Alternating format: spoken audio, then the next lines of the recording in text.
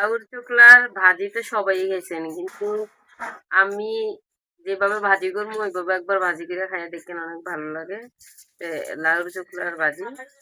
আর এইভাবে লাউর চোখলা ভাজি খাইলে তো আরো স্বাদ। আর তার মধ্যে তো ছোট বিচি আলু দিলাম। চলে আসলাম রান্না করার জন্য, ধুয়ে লাউর শুকলা আলু কাইটা ভাজা বাজমু। আর এই যে ধুইয়া নিয়ে চলে আসলাম রান্না করার জন্য। কড়াইয়া গরম হয়েছে, কড়াইয়া বসা দিলাম, কড়াইয়া তেল দিয়ে দিলাম।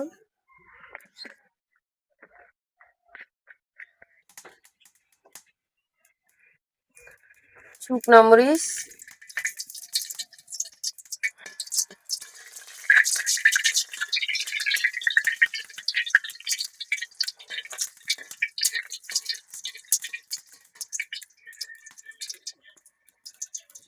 দিলে তেজপাতা, কালো জিরে, তেজপাতা কালো জিরে শুকনো মরিচ একটু ভাজা নেব।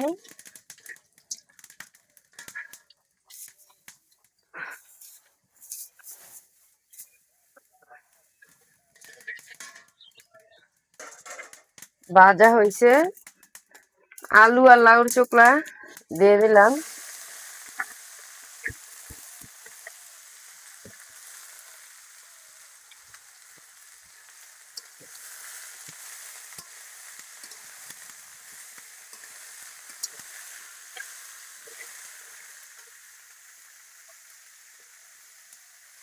মাঝখান দিয়ে কাটা রাখলাম, কয়েকটা কাঁচামরিচ দিয়ে দিলাম, আদা জিরা বাটা দিয়ে দিলাম,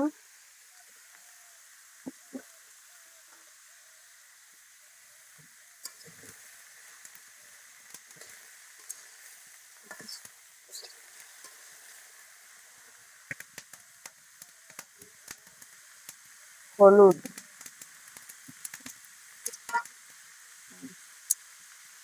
পরিমাণ মতো লবণ,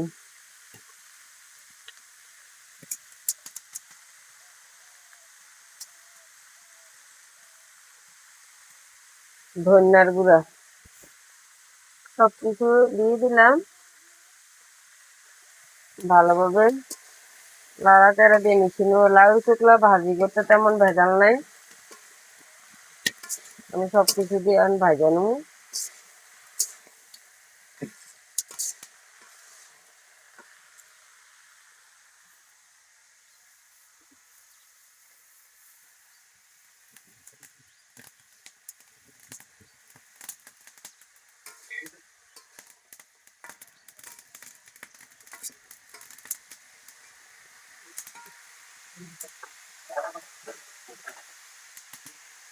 ঢাকা দিলাম,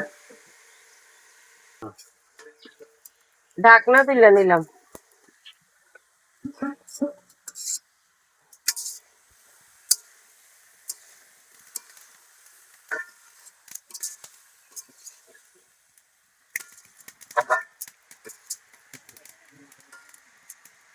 আস্তে আস্তে আমি এগুলা ভাজে নেব, একটু টাইম নিব, আলু তো সিদ্ধ হইব।